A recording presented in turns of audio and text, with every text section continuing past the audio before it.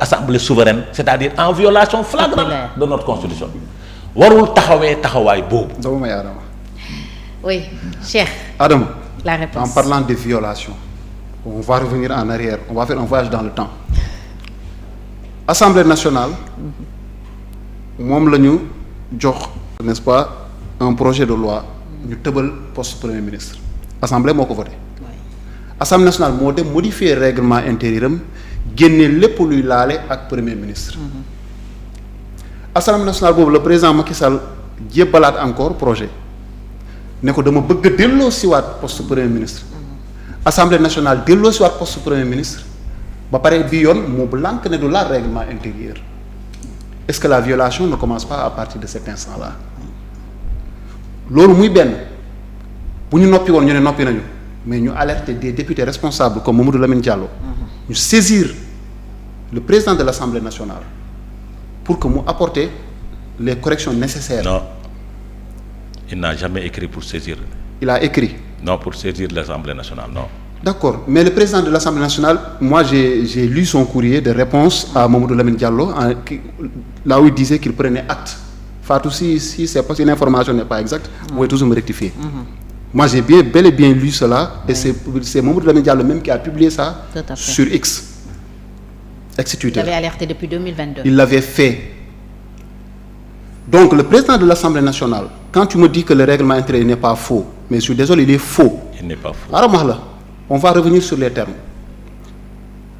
Li fi war a nekk su fi nekkul. C'est pas du faux règlement intérieur. Mais attends, am na lu manqué Fatou.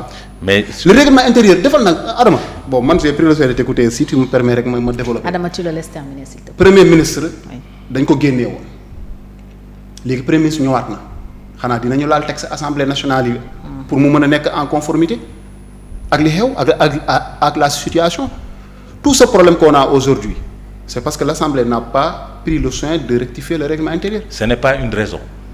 Ce n'est pas une raison. Ça c'est ton non, c'est-à-dire non, j'ai dit ça c'est ton raisonnement. Tu peux être non, tu peux être d'accord, tu peux ne pas être d'accord. Je ne parle pas de ça. C'est-à-dire xam nga Adama, tu le laisses terminer. Man je te fais l'historique. Adama, tu le laisses terminer. Xam nga Cheikh, l'Assemblée nationale c'est une loi organique. La Constitution c'est une loi constitutionnelle. Oui. Qui est au-dessus de tout. Oui.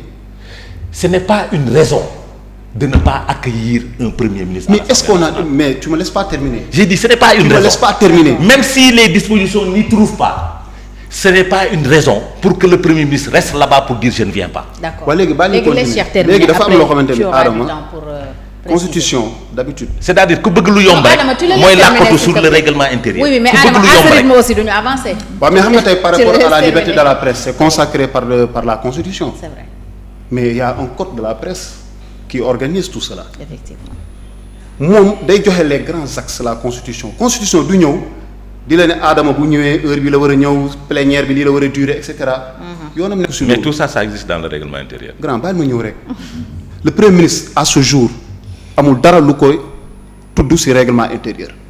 di wax ne dafa war a ñëw assemblée nationale def déclaration de politique générale te bu koy def da koy def ci diir bii wala diir bee amul. Donc comme il y a un vide et la nature a horreur du vide, c'est pour ça qu'on a ce débat là aujourd'hui.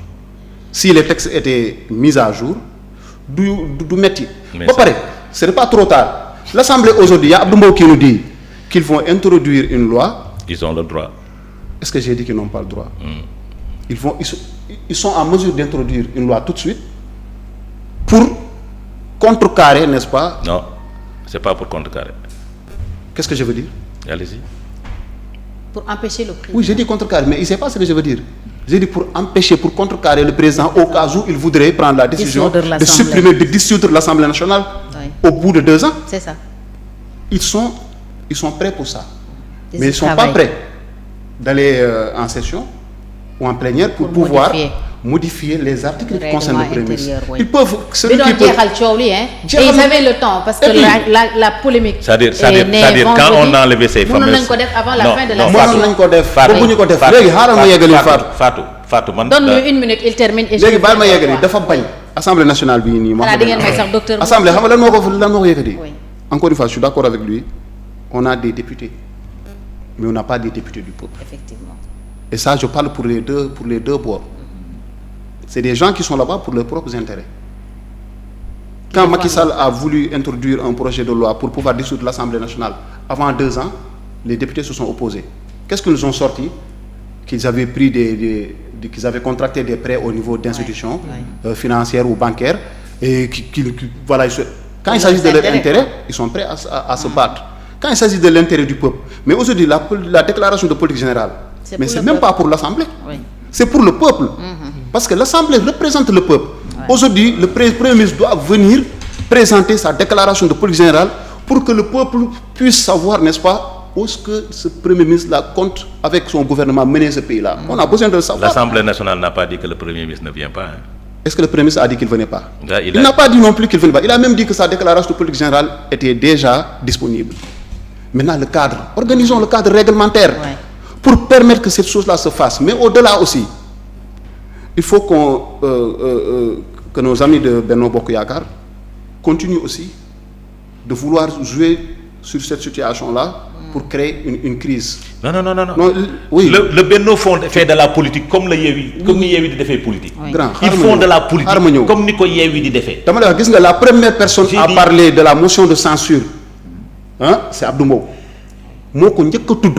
te loolu en ce moment-là. On lui a posé la question. Laisse-moi venir. On lui a posé la question sur la possibilité de motion de censure. Fatou moom moo ko njëkk a wax tey constitution moo ko may. tey xam nga non constitution moo ko may mais xam nga en toute responsabilité comme da ngay wax en toute responsabilité. Il n'était pas obligé de répondre. Il n'était pas obligé de dire ça. mënoon na ne on attend le premier ministre.